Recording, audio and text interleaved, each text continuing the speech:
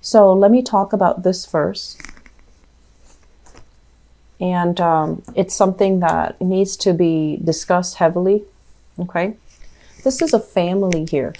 So whenever we have, like, you know, multiple cards, court cards of the same suit, it's usually some type of a family situation. Okay. So we have here Knight of Wands, somebody who's being very, very reckless, evasive with their responsibilities. They kind of go through life as an adrenaline junkie, you know, like act first, ask questions later.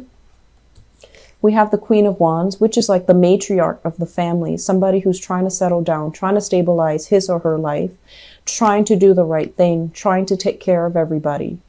And then we also have here the Page of Wands, which is like a younger energy that's very attention seeking, gets into trouble, evasive when it comes to responsibilities, and somebody who's not very truthful.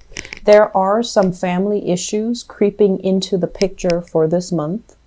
If you have family members that are fire signs, so Sagittarius, Aries, Leo, Sun, Moon, or Rising, but either way, I feel like this is a family situation where he says this, she says this, and then we don't really know who to trust.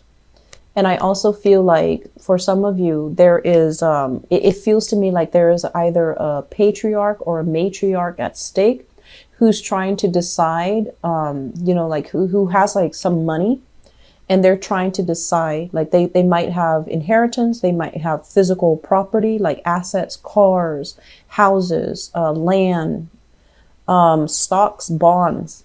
And then they might have just actual physical money, and they're trying to decide among their children, who should I give this money to? And I feel like everyone is scrambling for this one person's attention. And this one person is thinking more about the younger generation. So for example, if it's a grandma that you're dealing with and you're just like, why did she just overlook me? You know, did she not like me? It's not because of that. It's because she's thinking more about the younger kids and whether or not they have enough. So I feel like there is this energy here about everybody scrambling for a fixed piece of the pie, and it can create a lot of tension in the relationships between the children. It can create a lot of tension in the relationship between that family dynamics. So I do see a lot of people in blended families dealing with step parents, step siblings, step children, and, you know, they're misbehaving, right?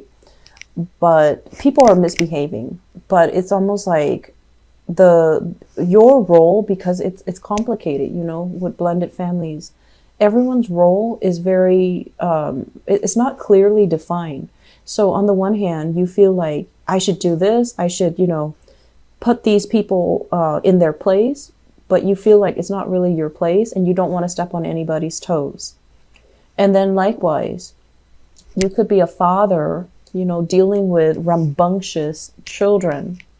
And I'm sensing there's also, you know, movement, like wanting to change house, wanting to change location, wanting to do all of these things. But you might have, you know, shared custody and you can't really make a move. So it's very frustrating. It's very family oriented. And the family unit is incredibly unstable.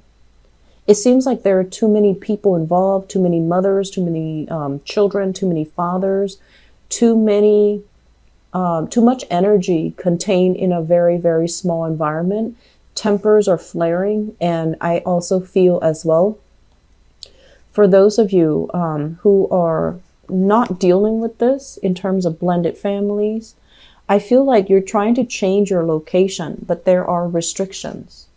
So there, you could be locked into a lease. You might have roommates and they're not ready to move when you're ready to move. And so you're waiting on decisions. You're waiting on things to finalize. You're waiting for somebody to give you a green light. And there is movement happening, people moving in, people moving out. And there's logistical concerns that needs to be worked out when it comes to the housing situation. So already I'm seeing a lot of that. And I believe, I forgot the placement. I believe this was here and then this was here. Sorry if I'm misplacing them, okay? So there are a lot of things here. I believe it's like this. Yeah. So sorry, Libras. So there are a lot of things here that denotes to me like your sense of stability when it comes to your own foundation, where you need to be, who's there for you, where is home, where can you feel safe, where can you feel, you know, loved and needed and wanted. All of these things are security oriented issues. It's a major theme for this month. It's a major theme. And so I feel like, you know, a lot of the times, Libra, I feel like you don't really emphasize, or you don't really place enough importance on how your free will affects situation. And with Aquarius, you know, they're so adamant about exerting their free will in their environment to try to change things.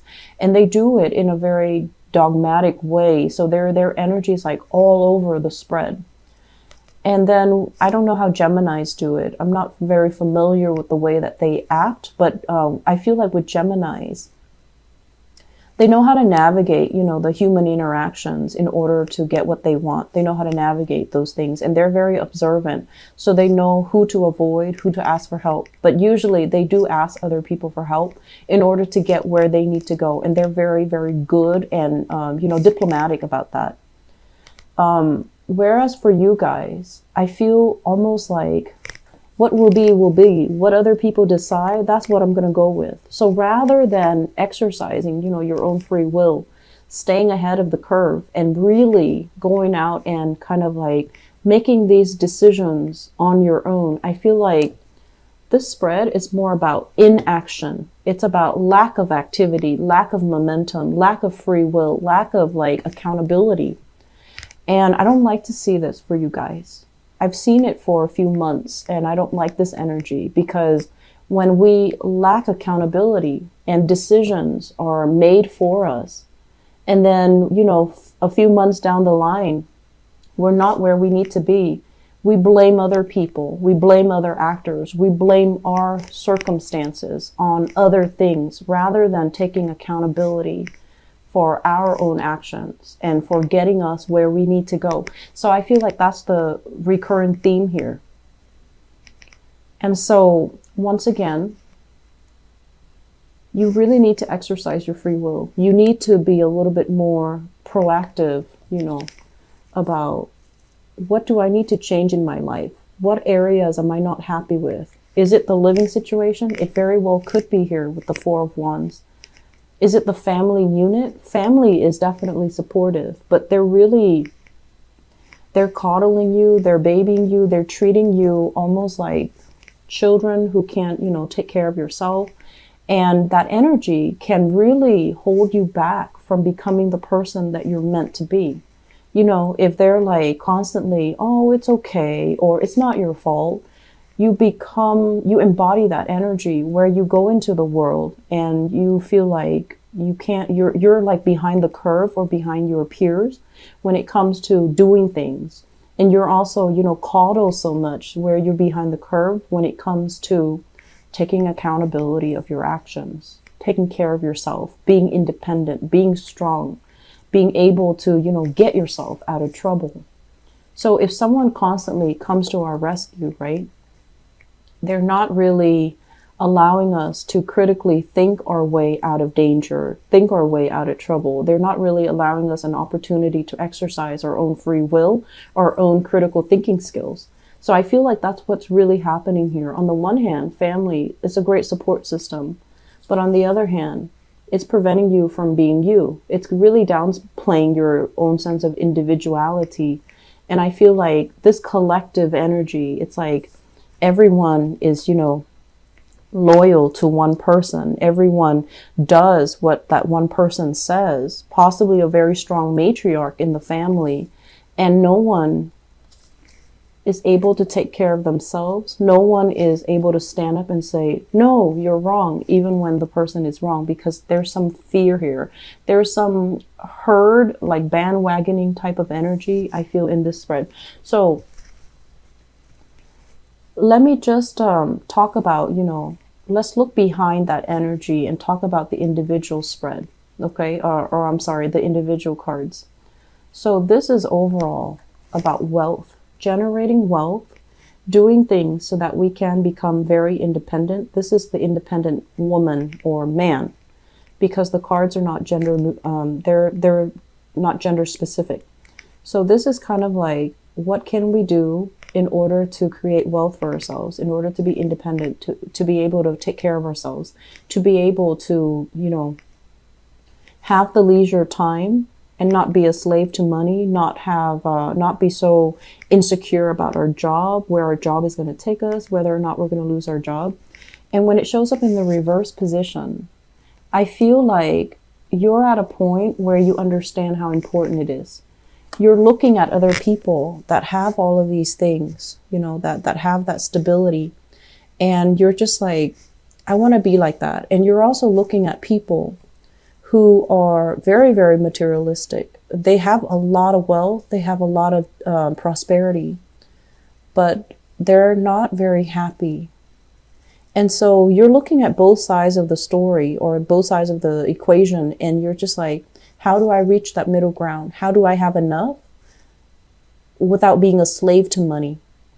So I feel like there are major themes here about, you know, wanting to be self-employed, wanting to really looking into how can I make money work for me? How can I, you know, have control over the work that I do, so that I'm not constantly under somebody's supervision, somebody else's watch, and I'm not able to exert my independence. So I feel like many of you are flirting with big ideas here about, you know, self-employment, which is very, very good.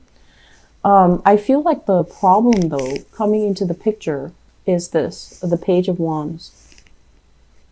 People telling you that you can't really do it, you know, like the naysayers. But also, it almost seems to me like whatever it is, whatever plans you have, whatever thing that you're trying to implement, the market seems to me to be saturated with the same people, the same industry. It feels to me like there are too many players. How am I going to be able to stand out? And so one thing you might want to look into, and I know I say this a lot in the readings, and it seems like very flippant, but I don't mean it to be flippant. Change your geographical location. If this is something you're passionate about and you feel like you have something to offer, but the market where you are in your vicinity is just saturated, change your location. Figure out where you can go so that you have that little pocket where you can make it your own. If you strongly feel you have something to offer, take the steps, you know, be a little bit daring, be a little bit gutsy, and take that first step, because I feel like you're contemplating, but you're not, you know, thinking, but you're not really making a move here. And you do have some good ideas. You do have some good ideas. What comes through here with the Seven of Swords is, I do feel like there has been some type of evasive energy when it comes to your work environment. It's under a Pentacles card, okay? Some people might have recently left the work environment, and they left with a lot of unanswered questions. They left with a lot of cases, workloads hanging. They left with a lot of unanswered questions. They left mainly because they saw all the inefficiencies in the work environment, and you're kind of wondering, like, well, why did they leave? If they left, you know, I feel like it's somebody that you really looked up to, you really admired. And I have here a fire sign. So this is a Sagittarius, an Aries, or a Leo, Sun, Moon, or Rising.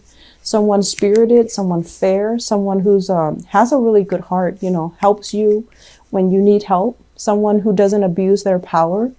So I feel like you had a coworker or a supervisor or somebody that you really admire, and they left mainly because they're not happy.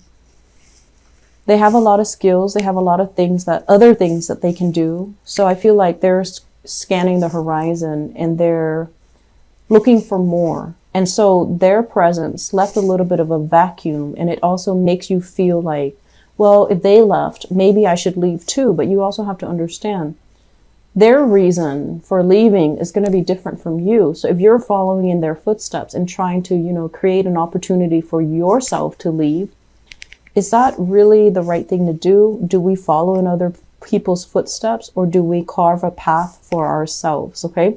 So I feel like they left because of some things that they anticipate will happen in the future. and you're trying to figure out what that is. And so you're feeling very, very unstable in the current work environment. And then on top of that, if you have currently a very strong supervisor who's like monitoring your every step, and they're seeing you like this, you know, rather than, you know, building wealth, they're seeing you like this, where you're not focused, you're scattered, or you're not really contributing equally the same way that other people are contributing. You want to be very careful. Okay, so I feel like you have a no nonsense type of a supervisor or a new boss in the picture, and they're taking notice of everything. So what I mentioned before. And the last thing that I want to end up with here is, I feel once again that energy about trying to fit people in the mold and trying to, you know, like seeing the best in somebody. Someone who's not right for you, who's a little bit flaky, not as dependable. They're very sexy and exciting, and they can be, you know, a source of excitement in your life. But I feel like you're trying to put them into a mold. You're trying to fit them into this group, this category where they don't really belong. And they're not going to stay around forever. So I feel like there's this cycle about you going back to it and then being sorely disappointed, because being sorely disappointed and also growing a little bit resentful of the other person, but they didn't ask to be put in that position. So there are a lot of things here that we need to really re-examine, and I feel like it's a lot deeper than the surface. And I also feel like this collective energy, you know, is it really hurting you, or is it appropriate for you? On the one hand, it brings about harmony, and it brings about people, it brings about friendships, and, you know, everyone's on the same page. But is it also hindering your individual development? Is it also hindering your ability to think and act on your own? Because I feel like that's what's happening. So don't worry about what other people expect from you. Try to do the right thing. Don't try to appease other people. Do what you want and stand up for what you believe in.